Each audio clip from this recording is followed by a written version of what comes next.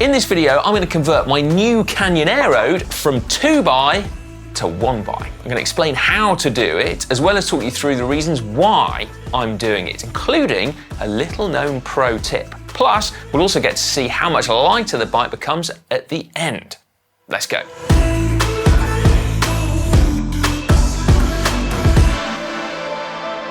First things first, yes, I am bloomin' lucky. Canyon have been supporting GCN for nearly a decade now, and in that time, I've always been able to use an Aeroad, which is an aero bike, but to my mind also a bloomin' good road bike. Now, what I've always loved about the Aeroad is that it's a really aggressive bike, wants to always go as fast as possible, take a bit of a thrashing, and then come back for more. So, with this upgrade, I'm looking to see if I can take that to the next level. To turn a bike from 2x to 1x is a pretty simple job, but there are certain things you need to know. Now, technically, all you need to do is remove the front derailleur and one of the chainrings in order to make it a 1x setup. But you're going to have issues with chain retention there. So the most important thing to do is to replace the remaining chainring with a 1x specific ring. So on this one, the teeth are designed to stop the chain from shifting, as opposed to on a conventional chainring where the teeth are designed to enable the chain to shift. And the way the chainring holds onto it is by the teeth having an alternating narrow and wide profile. So you'll often hear this type of chainring being called a narrow wide chainring. Now, in terms of what size chainring to choose, logically, you would probably go for one slightly smaller than your current largest chainring, so that you've got a gear that you can climb in, but still give you a large enough top gear most of the time. However, this is a bike for thrashing, remember? So I'm actually going bigger. That's right. So the 48-35 on here currently is fine, but with a bigger chainring, I'm going to get to spend longer in the middle of the cassette, which will give me efficiency gains. That's right. Oh yeah. So I've gone for a 50-tooth aero chainring. Sick, yo. 8.25. Step one, remove the chain.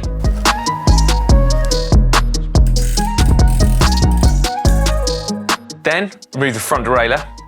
This is where you gotta love wireless.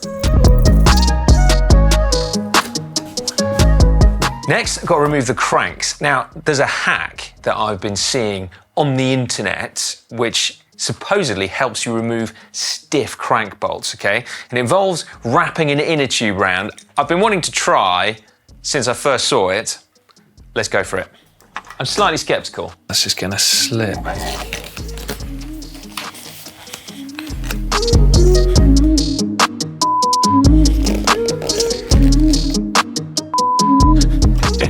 Sod that. I'm just going to take it out of the work stand, do it properly.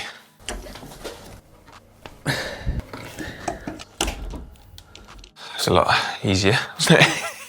The moral of that story is don't believe everything you see on TikTok. I mean, it might well work, but it's obviously not always as easy as just doing it properly. There we go. Okay, next, remove the chain rings. Now, how you do that depends on the cranks that you've got, but on these SRAM ones, you can see we've got a whole load of T20 bolts on the back.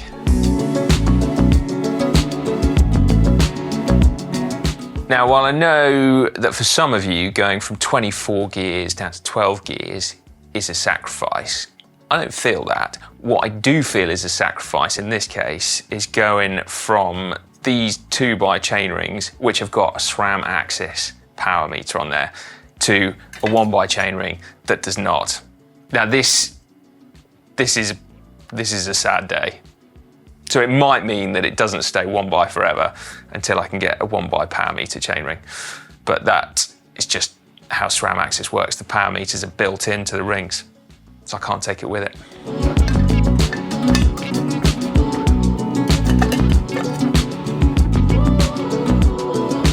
Satisfyingly, I can also remove the front derailleur hanger as well. Aero gains in it. Here we go, starting to look flipping cool. And if I'm being completely honest with you, this is a big part of my decision behind going one by, okay? Now, I know that doesn't sit well with some of you, but this bike is a bike for pure pleasure. And so looking good is a big part of that, right? And I'm gonna love the look of it, both from the side when it's leaning up against a wall and also when riding it looking down. The look of a one by setup is proper cool. So yeah, for a bit of fun, why not? Yeah, losing that power meter was not a compromise that I wanted to make, but like I say, it's not necessarily permanent.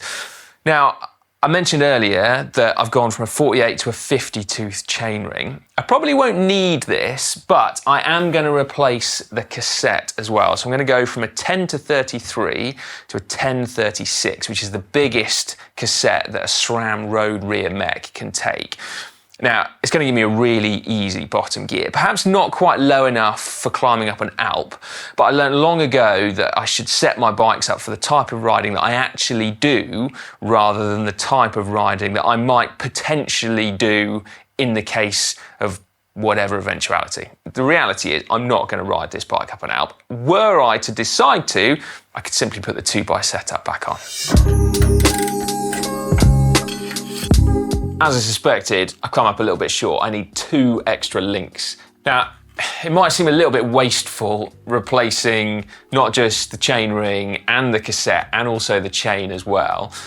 But the reality is all that stuff that I've just taken off is still good stuff, right? So I can store it for the day when I want to go back to 2x again. So yeah, it's not stuff that's going in the bin, it's stuff that I'm going to store.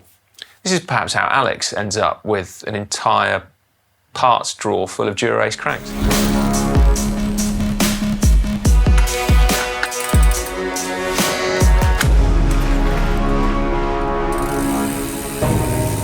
This is looking good. Nearly done, just 2 more jobs to go. First, because I've got a bigger cassette on here, I need to adjust what's called the B-tension adjustment screw. And effectively what that does is it moves the top jockey wheel on the rear derailleur down a little bit so that I can clear that new bigger cog on the back. You want it to be like close for optimal shifting, but it was close for a 30 tooth and now I've got a 36 on, so I need to move it down a bit. Okay, one final job to do, and that is to repair the rear derailleur with the shifters in order to remove this now phantom front derailleur. And this is for a very good reason, and this is in fact our pro tip. Apparently, 1x shifts faster than 2x. It was not something I was aware of until the launch of SRAM Red Explore. Basically, the engineers were explaining that because on SRAM Access, in order to get that front shift, you need to press both levers simultaneously. The engineers have had to design in a slight buffer because the likelihood of anyone pressing both levers at precisely the same time is fairly low. That buffer is there in order that you get that front shift. But what it means is that the system will hesitate ever so slightly, fractionally, to see whether you want that front shift before it initiates a shift at the back. So you remove that front derailleur and it no longer hesitates, it just shifts straight away, supposedly. So I'm quite looking forward to seeing what happens there. Apparently that is one of the reasons why some of the SRAM sponsored road teams really like using the 1x setup. There you go, pro tip. There you go, you got it?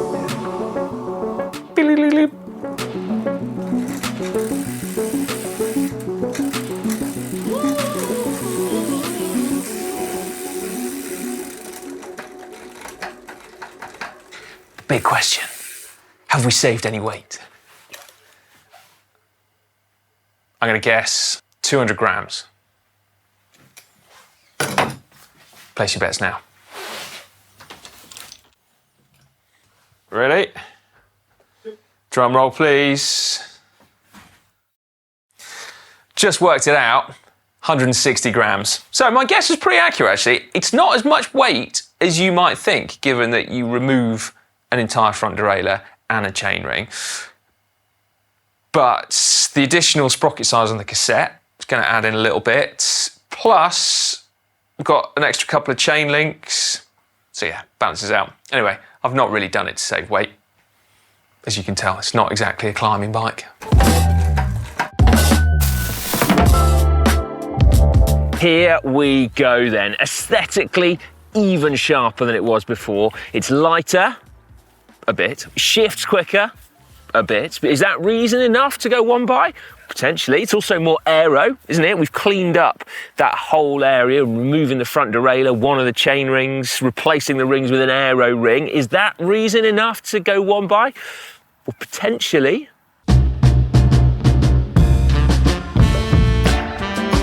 The fact is though, doing something because you can is also a perfectly valid reason, particularly where bikes are concerned. If you can't have fun with these, where can you have fun? The fact is, I do really like riding one bike, be that on mountain bikes, where it's basically the standard, gravel bikes, cyclocross bikes, and yes, even road bikes. Now, I have nothing against the front derailleur. Front derailleurs are great, but one by is different, and it's cool. Long-time viewers of GCN might remember the little steel bike that we made, and we built that at one by, and that was absolutely fantastic. There's something really pleasingly simple about the way it looked to ride, and it gave it this feeling of robustness. Now, it's not any more robust. I mean, when was the last time a front derailleur let you down? But yeah, it just adds this sense of playfulness. And remember, this is a bike for thrashing, and so that is perfect. Now, in terms of what performance I might be giving up, this wider ratio cassette means there are a couple of slightly bigger jumps between the sprockets, but I haven't noticed it yet. And in terms of the range of gears, I'm quite comfortable pedaling at 10 kilometers an hour, and I'm also comfortable pedaling at up to 60 kilometers an hour.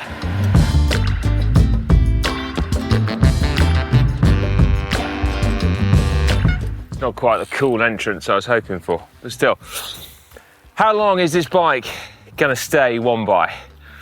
I don't know. As I said, losing that power meter is really sad, particularly because the SRAM Axis ones are great.